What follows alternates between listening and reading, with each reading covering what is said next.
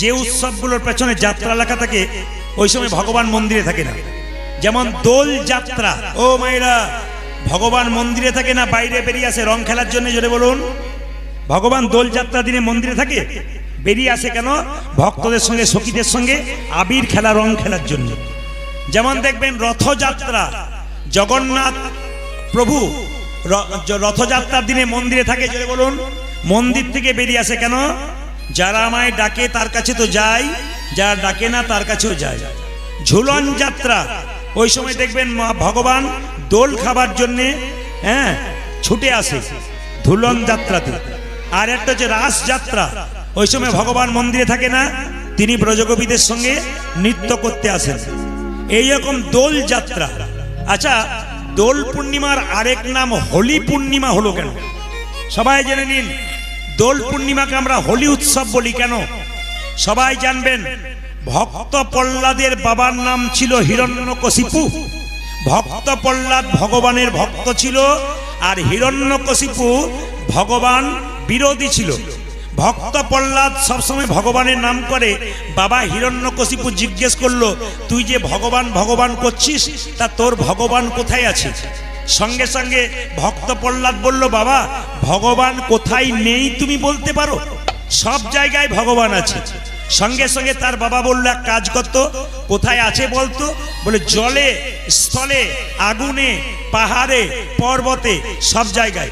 তাহলে এক কাজ কর, একে বুকে একটা পাথর বেঁধে জলের মধ্যে ডুবিয়ে রাখ। মায়েরা, ভক্ত প্রহ্লাদের বুকে পাথর বেঁধে তাকে জলে ডুবিয়ে রাখা হলো। ভক্ত প্রহ্লাদের মৃত্যু হলো না। পাহাড় থেকে ফেলে দেওয়া হলো, মৃত্যু হলো না। বিষের নাড়ু দেওয়া হলো, মৃত্যু হলো না। একটা বাড়িতে বিষধর সাপের মাঝে বসিয়ে দেওয়া হলো, তাও মৃত্যু হলো না। ভক্ত প্রহ্লাদের বাবার নাম যদি হিরণ্যকশিপু, তাহলে ভক্ত প্রহ্লাদের পিসির নাম ছিল হোলিকা। আপনারা যে হোলি উৎসব নাম শুনেছেন, ভক্ত প্রহ্লাদের পিসির নাম ছিল হোলিকা।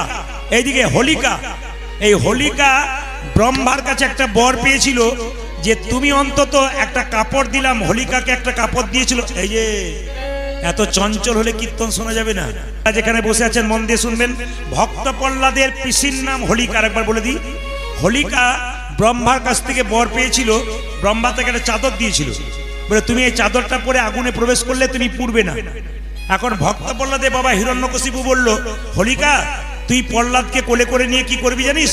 তুই আগুনে প্রবেশ কর, প্রহ্লাদ পুড়ে যাবে আর তুই বেঁচে চলে আসবি। কিন্তু মা, ভক্তের বিরুদ্ধে যদি কেউ যায়, ভগবান কি তাকে ছেড়ে দেয়? কি করলো? ভক্ত প্রহ্লাদকে হোলিকা কোলে করে নিয়ে আগুনে প্রবেশ করলো। ভক্ত প্রহ্লাদ বেঁচে গেল, হোলিকা পুড়ে ছাই হয়ে গেল। এই জন্য দেখবেন হোলি পূর্ণিমার আগের দিনে হোলিকার মূর্তি তৈরি করে দাহন করা হয়। তার মানে কি? অশুভ শক্তি দূর আর শুভ শক্তির আগমন। দেখবেন বাড়ির পুরনো জিনিসগুলোকে ওই চাঁচরের সময় পুড়িয়ে দেওয়া হয়। যে গাছের পাতা ঝরে পড়েছে সেই গাছের পাতাগুলো পুড়িয়ে দেওয়া হয়। কেন? রবীন্দ্রনাথ ঠাকুর এর নাম দিয়েছে বসন্ত উৎসব। এইবার মায়েরা, আবির মাখানো হয় কেন? আপনারা তো আবির মাখেন, কিন্তু কি করে মাখতে হয় আজকে জেনে নিন। এই নিলেন আর যাকে তাকে মুখে চোখে ছুঁড়ে দিলেন, এটা আবির মাখানো নয়। আপনাকে হিন্দু বলবে না কেউ, যদি নিয়মে না করতে পারেন লোকে ঠাট্টা করবে।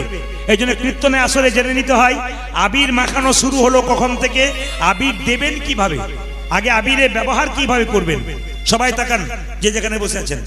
ভগবান কৃষ্ণ যশোমতীর কোলে বসে আছে। কৃষ্ণ বলছে, মা আমি দেখতে কালো, রাধা দেখতে সাদা। লোকে বলে রাধার মুখটা কি সুন্দর, তোর মুখটা কালো। তা আমার বেশ ভালো লাগে না। তা রাধার মুখটা যেন আমার মতো হয় তার ব্যবস্থা করো। সেদিন পূর্ণিমার দিন ছিল। যশোমতী বললে, এক কাজ কর, আবির নিয়ে গিয়ে রাধার মুখে মাখিয়ে দে।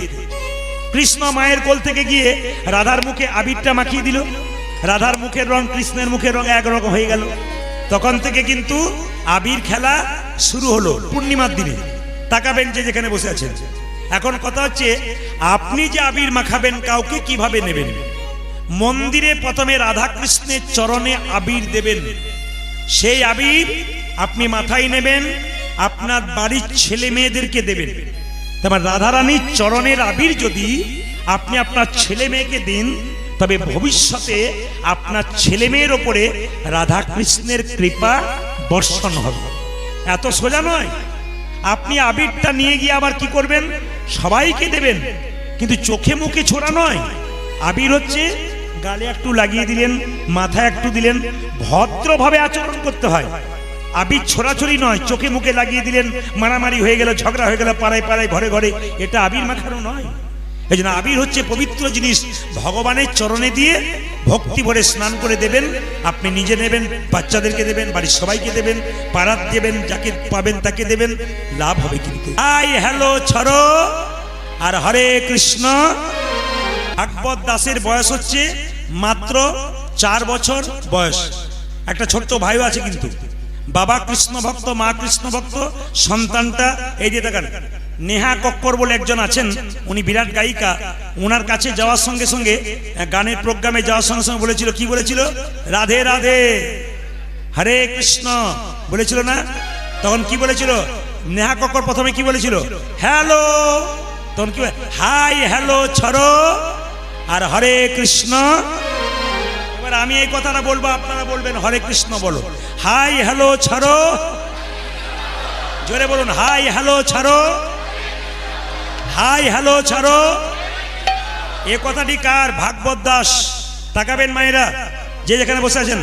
ভাগবত দাসকে প্রশ্ন করেছিল নেহা কক্কর, আচ্ছা তুমি যে ওই ভাগবত গীতাটাকে নিয়ে আছো, এটা রাখলে কি লাভ হয়? তখন ছোট্ট ছেলেটা বলেছিল যে শোনো, কোনো জিনিস কিনতে গেলে একটা ম্যানুয়াল কার্ড পাওয়া যায়, যেটার দ্বারা কিন্তু জানতে পারা যায় কিভাবে ওই জিনিসটাকে পরিচালনা করবে। যেমন মায়েরা কোনো মোবাইল কিনলে কিন্তু তাতে একটা কাগজ থাকে, ম্যানুয়াল কার্ড, ওতে জানতে পারবেন যে কিভাবে মোবাইল চালাতে হয়। ভাগবত দাস বলেছিল শ্রীমদ্ ভাগবত গীতা হলো কি, আমাদের জীবনটাকে সুন্দর করে চালানোর জন্য এটা একটা ম্যানুয়াল। কত সুন্দর কথা বলেছে। বলে ভাগবত তোমার বাড়ি কোথায়? বলে কৃষ্ণকে জানো? বলে হ্যাঁ জানি। কৃষ্ণ কড়ি আঙুলে কোন পর্বত তুলেছিল? বলে গিরি গোবর্ধন পাহাড় তুলেছিল। গোবর্ধন আমার বাড়ি। জন্ম নিয়েছিল কোথায় মায়েরা? গোবর্ধন। যখন তার মায়ের পেটে ছিল বৃন্দাবনে, গুরুজির কাছ থেকে তার মা কি করেছিল? সুন্দর সুন্দর শিক্ষা নিয়েছিল, পেটে বাচ্চা থাকলে কি কি নিয়ম পালন করতে হয়। বলে তো মা সুন্দর সন্তান জন্ম দিয়েছে। ওই জন্য আপনাদের কাছে নিবেদন রইল, আপনাদের বাড়িতে ভাগবত দাস আসবেন, আপনি কি করে জানবেন? যদি কোনো মা ভক্তি ভরে এবার বাচ্চা থাকলে গুরুজির কাছ থেকে নির্দেশ নিয়ে সুন্দর পথে চলতে পারেন, দেখবেন আপনার বাচ্চাও ভাগবত দাসের মতো হবে। আর ভাগবত দাসের মতো যদি বাচ্চা আমাদের ঘরে ঘরে হয়, তাহলে আমাদের সমাজে সাধুর সংখ্যা বাড়বে, ভক্তের সংখ্যা বাড়বে। মহাপ্রভুর কৃপা পেয়ে আমরা মহাপ্রভুর সুন্দর সম্মান দিতে পারবো। নিতাই গৌর হরি হরি। মায়েরা, দীক্ষা নিলে দীক্ষা মন্ত্র 3 বার ভজন করতে হয়। কখন কখন? সকালে, দুপুরে আর সন্ধ্যায় একবার, 3 বার ভজন করবেন। 3 বারকে বলা হয় ব্রহ্ম মুহূর্ত। ব্রহ্ম মুহূর্ত একবার, মানে ভোরবেলাতে সূর্যটার কিছুক্ষণ আগে, আর দুপুরবেলা একবার, আর সন্ধ্যাবেলা একবার। এটাকে ত্রিসন্ধ্যা বলে। মায়েরা, সন্ধ্যা তো একটা, তা ত্রিসন্ধ্যা বললো কেন? সকালটাকে সন্ধ্যা বললো, দুপুরটাকে সন্ধ্যা বললো, আবার সন্ধ্যাটাকে সন্ধ্যা বললো কেন? সূর্য ওঠার 1 ঘন্টা 36 মিনিট আগে ব্রহ্ম মুহূর্ত, ওটা একটা সন্ধ্যা। দুপুর বেলায় সূর্য যখন মাথার ওপরে, তখন একবার সন্ধ্যা।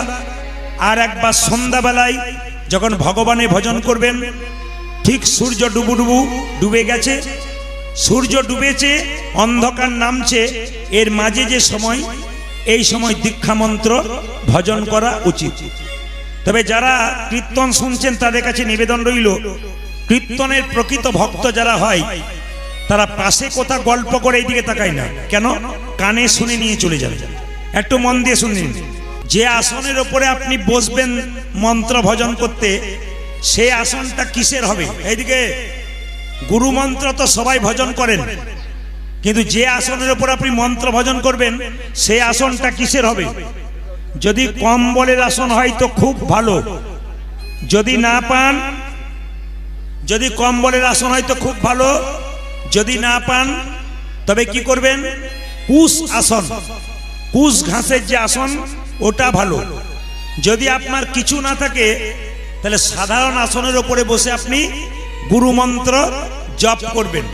মন দিয়ে শুনবেন, ভগবানের পূজা পাঠ বা দীক্ষা মন্ত্র জপ করা কোন দিকে মুখ করে করবেন?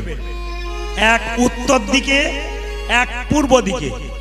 পশ্চিম এবং উত্তর, পূর্ব দিকে এবং উত্তর দিকে, পশ্চিম এবং দক্ষিণ, এই দুটো বাদ।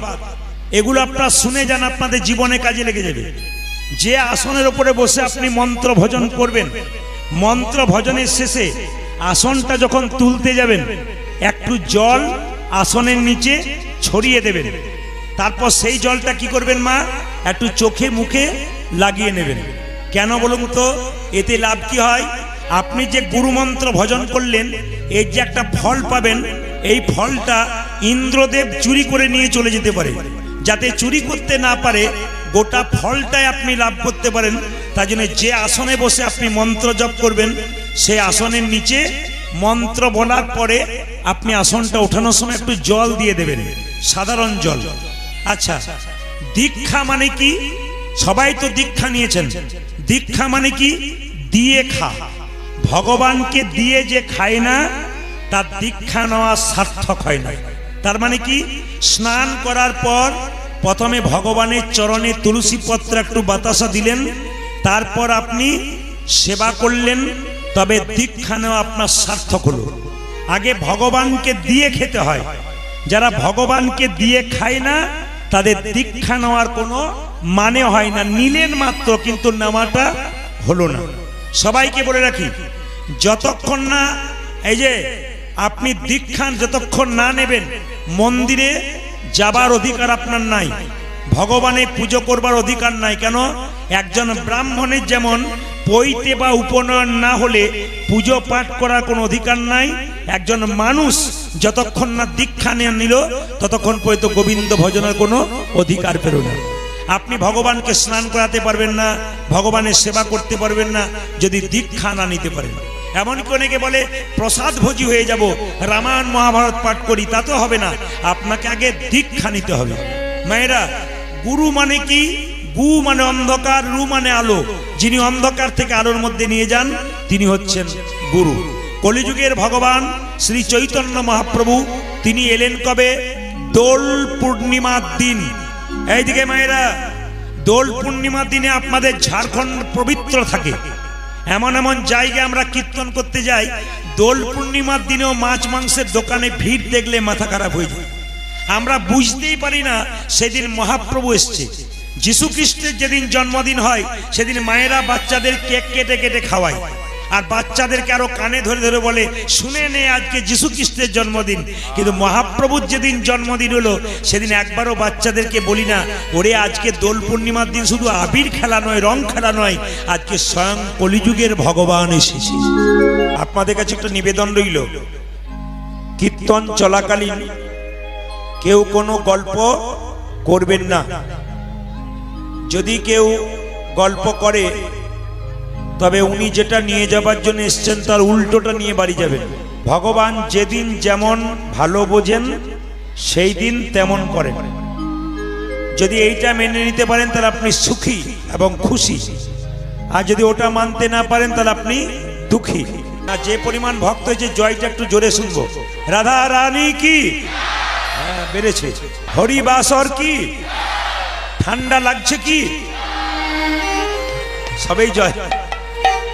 এর থেকে বুঝলাম যে আপনারা ডুবে গেছেন, অসুবিধা নেই। যিনি কলিযুগের ভগবান, তিনি হলেন গৌরাঙ্গ মহাপ্রভু। মায়েরা, মহাপ্রভুর হাতটা নিচের দিকে ছিল না উপর দিকে ছিল? দেখান দেখান দেখান দেখান। ওপর দিকে না নিচের দিকে? বেশ বেশ। যাদের দিকে তাকাবো তারা দেখাবেন, যাদের দিকে তাকাবো না তারা দেখাবেন না, নাকি? সবাই দেখান। মহাপ্রভু হাতটা কোন দিকে ছিল? এরকম নামান। মহাপ্রভু হাত দুটো এরকম করে তুলে আছে। আপনারা কিছুক্ষণ তুলছেন, আপনাদের হাত ব্যথা হয়ে যায়, কিন্তু মূর্তিতে দেখুন, ছবিতে দেখুন, মহাপ্রভু হাতটা এরকম তুলে আছে। একজন ভক্ত জিজ্ঞেস করলো, ঠাকুর তুমি যে হাতটা তুলে আছো, তোমার হাতে ব্যথা হয় না? বলছে, ভাই ব্যথা আবার হয় না? বলছে, তাহলে নামাও। বলছে, কি করে নামাবো? তোরা তুলছিস না, তাই নামাচ্ছি না। একজন ভক্ত বলল, প্রভু এই দেখো আমি তুলে দিলাম, এইবার নামাও। বলছে তুই তো তুললি, তুই তো তুললি, তোদের পেছনে যারা আছে তারা তুলবে না। পেছনে মানে কি? তোদের পরের জন্মে যারা আসবে তারা হাত তুলবে না, তাই আমি জন্ম জন্মান্তর ধরে হাত তুলেই আছি। তাহলে এর আগে যারা এসেছিল, পৃথিবী থেকে চলে গেছে, মারা গেছে, তাদের জন্য মহাপ্রভু হাত তুলেছেন। এখন যারা আছেন তাদের জন্য তুলেছেন, আগামীতে যারা আসবেন তাদের জন্য মহাপ্রভু হাত তুলবেন। মায়েরা, আমরা হাত তুলি কখন? যখন দেখবেন রাস্তা দিয়ে যান, টোটো অটো দেখেন, ও দাদা এ কীর্তন হচ্ছে, যাবেন, হাত তোলেন। আর হাত তোলেন কখন? যখন দেখবেন কেউ জলে ডুবে যায়, উঠতে পারে না, তখন হাতটা তোলে। কেন? যদি কেউ দেখতে পায় তাহলে বাঁচাতে পারে। আর হাত তুলি কখন? যখন হাতের মধ্যে আমরা বোঝা নিই, বোঝা। তাহলে আপনাদের কাছে প্রশ্ন, মহাপ্রভু হাত তুলেছিল, সে কি জলে ডুবে গিয়েছিল? জোরে বলুন হা না, না ডুবেনি। আচ্ছা, মহাপ্রভু হাতটা তুলেছিল, সে কি কোনো বোঝা নিয়েছিল? আপনারা বলছেন না, নেয়নি। শাস্ত্র বলছে নিয়েছে। বলে কোথায়? আপনার বাড়িতে গ্রামে কীর্তন হচ্ছে, মেয়ে বাবাকে ফোন করলো, বাবা কীর্তন হবে এসো। তো বাবার মেয়ের জন্য অনেক কিছু আনলো, মেয়ে যা যা খেতে ভালোবাসে। কিন্তু বাবা মেয়ের জন্য আর একটা জিনিস নিয়ে এলো, যেটা বাবাও দেখতে পায় না, মেয়েও দেখতে পায় না। কি বলুন তো? প্রেম আর ভালোবাসা। মহাপ্রভু নবদ্বীপের মাটিতে এলেন প্রত্যেকটি ভক্তকে প্রেম আর ভালোবাসা দেবার জন্য। শ্রী গৌরাঙ্গ প্রেমের ঠাকুর নবদ্বীপের মাটিতে এলেন হরিনাম দেবার জন্য। শ্রী গৌরাঙ্গ প্রেমের ঠাকুর প্রেম বিলাতে এলো নদী। আমি আপনাদেরকে বলবো, যারা চিৎকার কম করবেন তাদের কিন্তু ভালো ফল হবে, আর যারা চিৎকার করবেন তারা ফল কিন্তু ভালো হবে না। যেটার জন্য আপনি এখানে এলেন, হরিনাম শুনলে পুণ্য অর্জন হয়, কিন্তু পুণ্য অর্জন করতে এসে কেউ যদি গল্প করে তবে পুণ্য না নিয়ে পাপ নেবেন। তাই পাশের জন যদি কেউ গল্প করে, আপনি ওনার গল্প শুনবেন না, আপনি শুনলে উনি বেশি করে বলবেন। তাই আমি আপনাকে বলি, আপনার পাপের ভাগও কেউ নেবে না, আপনার পুণ্যের ভাগও কেউ নেবে না। তাই নিজের নিজের পুণ্যের ভাগ নেবার জন্য আপনার স্থির মনে, এক মনে ভগবানের ভজনা করুন। আচ্ছা মায়েরা, মন্দিরে 4টে আপেল 4টে কলা নিয়ে যান, জোরে বলুন ভগবান খায়। এখন উত্তর দেবে না কেন? হ্যাঁ বললো গন্ডগোল আছে, না বললো গন্ডগোল আছে। 2-4 জন বলছে ভগবান খায়, আমি দেখছি তাকিয়ে, মানে একবার হ্যাঁ একবার না। জোরে বলুন ভগবান খায়। যদি খাই না তাহলে কাল থেকে আর নিয়ে যাবেন না। আস্তে আস্তে। যদি খাই না তাহলে কাল থেকে আর নিয়ে যাবেন না। মায়েরা, ভগবান খায় না, কিন্তু ভগবান দেখে। কি দেখে? তুমি যে 4টে কলা 4টে আপেল নিয়ে গেলে, প্রেমের ভাবে নিয়ে গেলে না অহংকারের ভাবে নিয়ে গেলে? ভগবান প্রেমটুকু গ্রহণ করে আর অহংকারটুকু ফেলে দেয়। এই জন্য আপনাদের কাছে নিবেদন রইল, যে যেখানে বসে আছেন শব্দ না করে শুনবেন। প্রেমের ঠাকুর ভগবানকে যদি কেউ ভালোবাসতে পারেন, তবে আপনাকে প্রেমিক হতে হবে।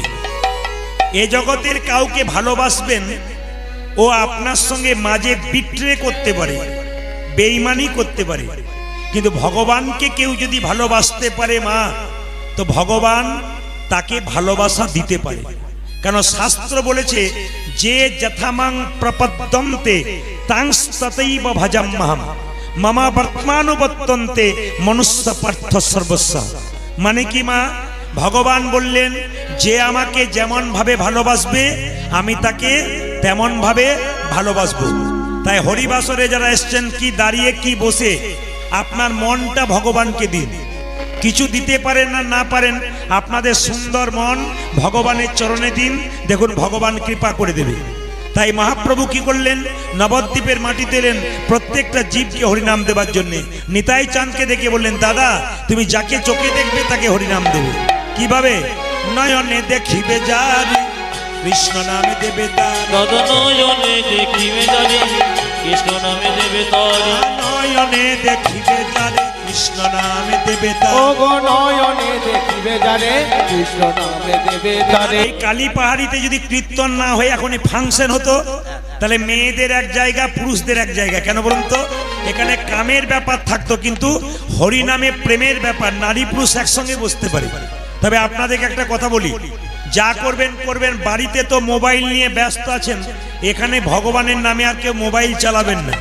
এখন সুইচ অফ রাখুন। কেন? ভগবানের নাম শুনতে শুনতে কানে যদি মোবাইল দেবেন তো আপনার ভগবানের নাম প্রবেশ করবে না। তাই বারবার বলবো, মোবাইলটাকে সাইলেন্ট করুন কিংবা সুইচ অফ করুন, কীর্তন শুনুন। মনরূপী মোবাইলকে ভগবানের চরণে দিয়ে দিন, আপনার কৃপা হয়ে যাবে। এইদিকে হরিনামে কোনো জাতের বিচার আছে? নারী পুরুষ একসঙ্গে বসতে পেরেছে, এটা কার ইচ্ছা? মহাপ্রভুর ইচ্ছা। তিনি করেছেন বলে আপনারা বসতে পেরেছেন, তিনি না নাম দিলে আমরা বসতে পারতাম না। নিতাই চাঁদ বলল, যাকে চোখে দেখবো তাকে হরিনাম দেবো। যদি কেউ না, দাদা তুমি যাকে চোখে দেখবে তাকে হরিনাম দেবে। নিতাই চাঁদ বলল, যদি কেউ না নেয় তখন কি করবো? দাদা প্রথমে ধরিবে হাতে, যদি না চাই নামে, প্রথমে ধরিবে হাতে, যদি না চাই নামে নিতে। প্রথমে ধরিবে হাতে, যদি না চাই নামে। হাতে ধরার পর যদি হরিনাম না নেয় তখন কি করব? মহাপ্রভু নিতাই চাঁদকে বললো, তখন এক কাজ করবে দাদা, হাতে ধরার পর হরিনাম না দিলে পাছে তারও লোটাইবে পাই। দাদা গো পাছে তারো, পাছে তারো লোটাইবে পাই। একবার জোরে বলুন, রাধে রাধে।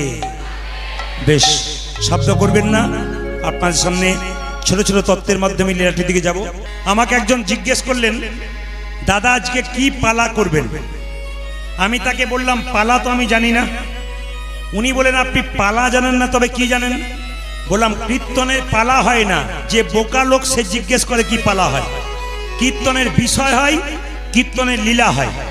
পালা তো যাত্রার হয়, নাটকের হয়।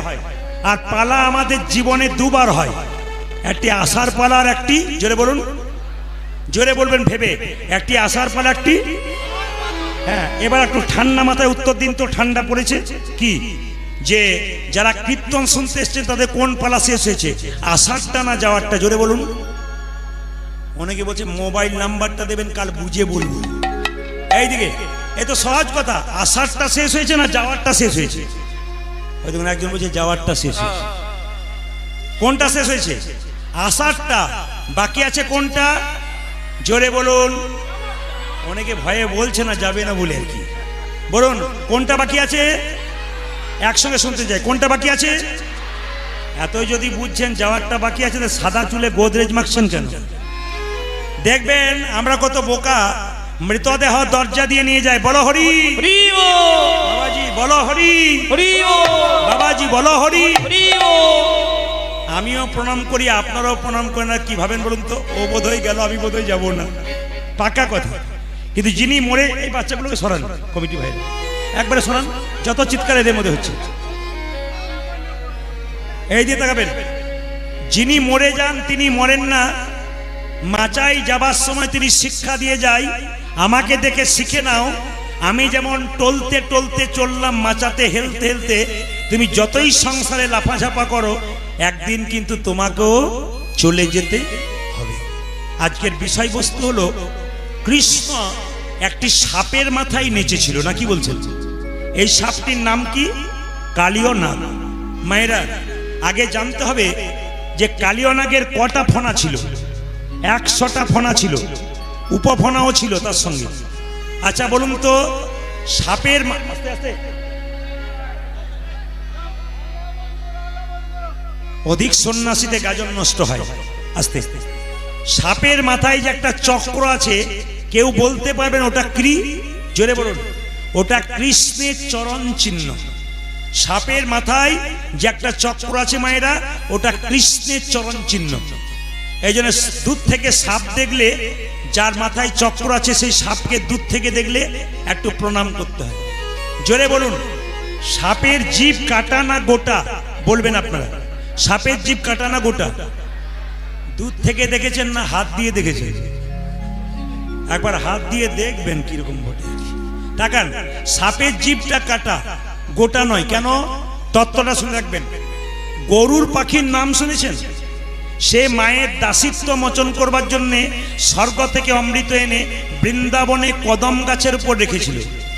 সাপগুলো ভাবছিল যদি একটুখানি অমৃত মাটিতে পড়ে যায় আমরা চেটে চেটে খাবো, অমৃত খেলে আমরা অমর হয়ে যাব। কিন্তু সাপগুলো চেটেছিল ঠিক কথা, অমৃত পাই নাই। যে ঘাসের উপরে চেটেছিল ওই ঘাসটার নাম এরকা ঘাস। ওই এরকা ঘাসে চাটার জন্যে জিভটা কেটে দু টুকরো হয়ে গেছিল। ওই জন্য সাপেদের জিভটা দু টুকরো। জেনে নেবেন আপনারা। তৃতীয় বলে রাখি, যেদিন কৃষ্ণ কালিয়ানাগকে দমন করেছিল সেদিন দাদা বলাইয়ের জন্মদিন। মায়েরা, ঝাড়খণ্ডে বাস করেন আপনারা, আপনারা পবিত্রতা অনেকটা বজায় রেখেছেন অন্যান্য রাজ্যের চাইতে। তাকাবেন। আচ্ছা, এই চারটাকে ধরে এখানে আনুন তো, এই চারটাকে ধরে এখানে বসান। এই কানের বালা, এই কানের বালা এদিকে আয়, আয় এদিকে আয়। কানের বালা, কানের বালা এদিকে আয়, এদিকে আয়। দোলবালা, দোলবালা এদিকে এদিকে। পার্টি সাহস ভালো আছে, আসছেও কিন্তু আমাদের ভয়ে আসবে। আর কি সুন্দর আসছে দেখুন, লাইন দিয়ে সাহস আছে বলতে হবে বুকের পাটা। যেরকম রাধা রানী কি, শ্যাম সুন্দর কি, মদন মোহন কি। আচ্ছা বলে রাখি, যে জায়গায় ছিলাম, ছেলেদের জন্মদিন পালন করেন। দাদা বলাইয়ের জন্মদিন ছিল, আপনারা করেন? জোরে বলুন, কি দিয়ে করেন? একটি কেক কাটেন, একটি মোমবাতি জ্বালান, কি সুন্দর বলেন হ্যাপি বার্থডে টু ইউ, ফুস, কি ডিজাইন। না না না, আমি বলতে চাইছি এটা কোথায় শিখলেন? আস্তে এইদিকে, এটা কোথায় শিখলেন? ওটা কাদের? আপনাদের লজ্জা হওয়া উচিত, আমাদের লজ্জা হওয়া উচিত। ওটা কাদের? আমাদের নয়। ও সম্পত্তিটা আমাদের নয়, ওটা খ্রিস্টানদের সম্পত্তি। এটা আমাদের নয়, খ্রিস্টানরা করে। ওই হ্যাপি বার্থডে, কিছু মনে করবেন না। আমি এক জায়গায় গান করতে গেছি, মাস্টারমশাই ডেকেছে, আমার নাতির আজকে জন্মদিন, চলুন প্রদীপবাবু বসবেন। আমি বসে আছি, ওইরকম শুরু করেছে কি না, মোমবাতি জ্বালিয়েছে, কেক কাটতে শুরু করেছে, হ্যাপি বার্থডে টু ইউ, ফুস। আমি বললাম মাস্টারমশাই এটার মানে বুঝলাম না। বলছে পাশের বাড়ির লোক করছে তাই ও করছে। মানে ও বেটাও বোঝে না। মানে আমরা না বুঝে অনেক কিছু করি, দেখে দেখে শিখে করি। কিন্তু ভারতবর্ষের নিয়ম কি দেখুন, ভারতবর্ষের সনাতন ধর্ম বলছে বাড়ির ছেলেদের মেয়েদের জন্মদিনে পরমান্ন তৈরি করে তুলসী পত্র দিয়ে গোবিন্দের চরণে দাও, নিয়ে বলো হে গোবিন্দ আমার ছেলে যেন ভবিষ্যতে প্রসাদ ভোজী হতে পারে। দুই, আপনি মোমবাতি না জ্বালিয়ে মন্দিরে একটা ঘিয়ের প্রদীপ জ্বালান, ভগবানের কাছে প্রার্থনা করুন, হে প্রভু এই ঘিয়ের বাতিটা যেমন প্রদীপটা জ্বলছে জল জল করে, আমার ছেলের জীবন প্রদীপ যেন দীর্ঘদিন ধরে জল জল করে। তাহলে আমাদের শিক্ষা ভালো না ওদের শিক্ষা ভালো? তবু লজ্জা লাগার ব্যাপার, বিদেশ থেকে মানুষ এসে আমাদের এই দেশের সম্পদ নিয়ে যাচ্ছে। আমেরিকা থেকে, ইংল্যান্ড থেকে, অন্য দেশ থেকে মানুষ এই দেশে এসে হরে কৃষ্ণা, কৃষ্ণ বলতে পারছে না, কি বলছে? হরে কৃষ্ণা। ওরা বলতে পারে না তবু বলে, আমরা বলতে পারি তবু বলি না। এর চাইতে লজ্জার কি আছে? আমরা বলতে পারি না তবু বলি না, বলতে পারি তবু বলি না। ওরা বলতে পারে না তবু বলছে। ওদেরগুলো আমরা নিচ্ছি, আমাদেরগুলো ওরা নিয়ে যাচ্ছে। মায়েরা, এই কালিয়ানাগের পূর্বজন্মের কথা জানতে হবে। কালিয়ানাগ পূর্বজন্মে ছিল রাজা চন্দ্রধ্বজ। তার একবার পেটে যন্ত্রণা হয়েছিল, কেউ ভালো করতে পারছিল না। একজন বলল, রাজামশাই তোমার পেটের যন্ত্রণা কেউ ভালো করতে পারছে না, তুমি যে রাজবাড়িতে বাস করো তার পেছন দিকে একটা সরোবর আছে, ওই সরোবর একটা রাজহাঁস খেলা করছে, ওকে ধরে তার পিত্তটা খেতে পারলে তোমার পেটের যন্ত্রণা ভালো হলো। মায়েরা, রাজহাঁসটাকে ধরে আনা হলো। যেই না রাজহাঁসটাকে মারতে যাবে, রাজহাঁস কেঁদে কেঁদে বলল, আমাকে না মেরে যদি আপনার পেটের যন্ত্রণা ভালো হয় একটা উপায় বলে দিন। বলে কি উপায় বলে দেবো? বলে কি উপায়? না, তুমি যে সরোবর থেকে আমাকে ধরে আনলে সেই সরোবরে উত্তর দিকে একটা গাছের উপর এক মুনি বসে আছে, বৈষ্ণব, ওনার চরণ ধোয়া জল পান করলে তোমার পেটের যন্ত্রণা ভালো হয়ে যাবে। রাজা বলে কথা, সোনার পাত্র নিয়ে গিয়ে মুনিকে বলল, মুনি তোমার ডান পাটায় গিয়ে দাও। মায়েরা, যেই না ডান পাটায় গিয়ে দিয়েছে, পুঁজ আর রক্তে ভরা, ছি এই জল আমি পান করতে পারবো না। ও মুনি, তুমি তোমার বাঁ পাটে গিয়ে দাও। যে না বাঁ পাটে গিয়ে দিয়েছে, পুঁজ রক্ত তো রয়েছে, পোকা কিলবিল কিলবিল করছে, ছি এই জল আমি পান করতে পারবো না। কিন্তু একটা ভালো কাজ করেছিল কি জানেন? মুনির চরণ ধোয়া জল পান করে নাই, কিন্তু চরণ ধোয়া জল চন্দ্রধ্বজ রাজা মাথায় করে বাড়ি এনেছিল। তার স্ত্রী ছিল দুজন, স্বামী তুমি মুনির চরণ ধোয়া জল পান করতে পারলে না? কই দেখি দেখি দেখি দেখি দেখি। দুজন স্ত্রী পান করেছে, মুনি ছুটে এসে বলল, রাজা এ তুমি কি করলে? আমার চরণ ধোয়া জলকে তুমি অপমান করলে। আমি তোমাকে অভিশাপ দিলাম, তোমার সাতপকুলে জন্ম হোক, তুমি হবে কালীয় নাগ। রাজা চন্দ্রধ্বজে কেঁদে কেঁদে বলল, হে মুনিবর, হে মুনিজীব, অভিশাপ যদি দিলে আমায় সর্পকুলে জন্ম তবে আশীর্বাদ দাও, যেন তোমার চরণ আমার মাথায় লাভ করতে পারি। বাহ, ঠিক চরণ জল পান করতে পারিসনি, কিন্তু যেহেতু মাথায় করে এনেছো তুমি, আশীর্বাদ দিলাম তোমার মাথায় একদিন ভগবান শ্রীকৃষ্ণের নৃত্য হবে। মায়েরা, কালীয়নাগ কিছু ভালো কাজ করেছিল বলেই তো মাথায় সাপকে পেয়েছিল, এই মাথায় কৃষ্ণকে পেয়েছিল। আপনারা ভালো কাজ করুন, দেখবেন ভালো ফল পাবেন। এই জন্মে যে কাজ করবেন পরের জন্মে সেই ফল লাভ করবেন। সেই কালীয়নাগ রাজা চন্দ্রধ্বজ সাপ হয়ে জন্ম নিল কোথায়? বৃন্দাবনের কালীদহ হ্রদে, সেখানে বাস করে। পদকর্তা বলছে, দেখো কালীয়নাগের স্বভাবটা কেমন। কালিন্দির এক দহি কালী নাগ